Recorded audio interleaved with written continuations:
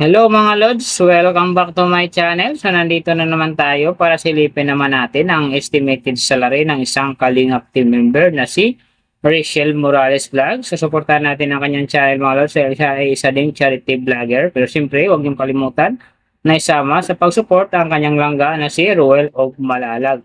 Kasama yung kanilang mga ama na si Kalingap Awi at saka Pading Rizan Vlog. Saka siyempre huwag niyo na rin kalimutan na isama rin sa pag-support ang aking channel. So mga lods, kung bago pa kayo sa aking channel, pakiclick naman ang subscribe natin and then syempre pakipost na rin ang notification bell para lagi kayong updated sa ating video. So ano pa ba ang hinihintay natin mga lods?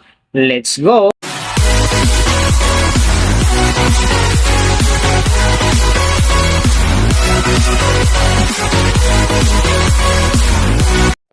So mga Lods, si Rachel sa ngayon ay mayroon ng upload videos na 419 and then mayroon na rin siyang subscriber na 234,000. So may video views naman siya ngayon na 29,036,160 and then yung kanyang country is PH. So yung channel type naman niya mga Lods naka-blank pa. And then yung account niya ginawa ito noong December 30, 2022. So, doon naman sa kanyang total grade, nakakuha siya ng letter B. And then, sa kanyang social blade rank naman, nasa 258,113. So, doon naman sa kanyang subscriber rank, nasa 2,106. And then, sa kanyang video views rank naman, nasa 472,174. So, doon naman sa kanyang country rank, nasa 829. And then, sa kanyang channel type rank, same pa rin mga Lods, naka-black pa. So, nakita na natin yung kanyang ranking. Silipin naman natin yung kanyang last 30 days na subscriber.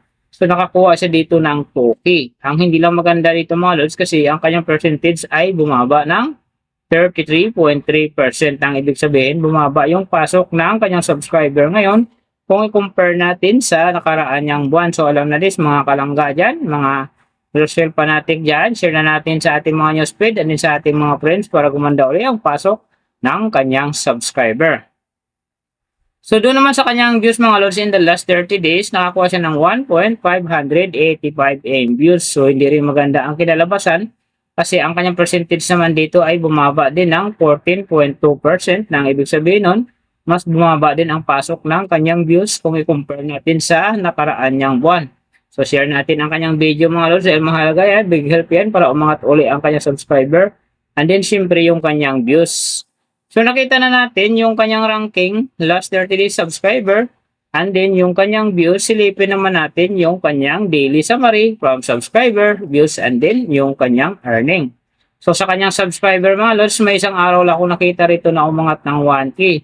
Noong July 19, nakakuha siya ng 1K. Kaya ang kanyang subscriber ngayon nasa 234,000. So, doon naman sa kanyang views mga Lods, yung magaganda rito, July 40, nakakuha siya ng 77,000. And then, pagdating ng July 16, nakakuha naman siya ng 82,000. And then, July 17, nakakuha siya ng 121,000. Saka yung last na medyo maganda sa kanya dito, yung July 23, nakakuha siya ng 66,000. So, sinasabi ko mga Lods, hindi yung ganun kaganda kasi nga ang kanyang percentage dyan ay bumaba ng 14.2%. So, doon naman sa kanyang earning mga Lods, tingnan natin dito yung July 16. So, sa kanyang low estimated, nakakuha siya ng $21. And then, sa kanyang high estimated naman, nakakuha siya ng $328. So, ang mga yan naman mga Lods, daily summary lang, mas maganda kung silipin natin yung naka-round off the from daily, weekly, and monthly para malaman na natin kung magkano na ngayon ang estimated salary ni Rachel Morales Vlogs dito sa YouTube. So, unahin natin yung kanyang daily average. So, sa daily subscriber, nakakuha siya ng 67. And then, sa kanyang views naman, nakakuha siya ng 52,839. So, doon naman sa kanyang daily low estimated ng kanyang earning, nakakuha siya ng $13. So, times natin sa 58, mayroon siyang 754. And then, sa kanyang daily high estimated naman ng kanyang earning, nakakuha siya ng $211. So, times natin sa 58, mayroon siyang 12,238. So yan mga lods ang kanyang daily average. So pupunta naman tayo sa kanyang weekly average. So sa weekly subscriber, nakakuha siya ng 469. And then sa kanyang views naman, nakakuha siya ng 369,873.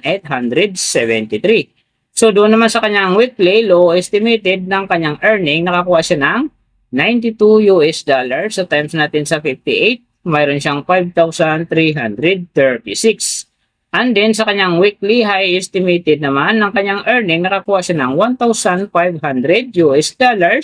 So times natin sa 58, mayroon siyang 87,000. So yan naman mga lods ang kanyang weekly average. So pupunta naman tayo sa kanyang monthly average.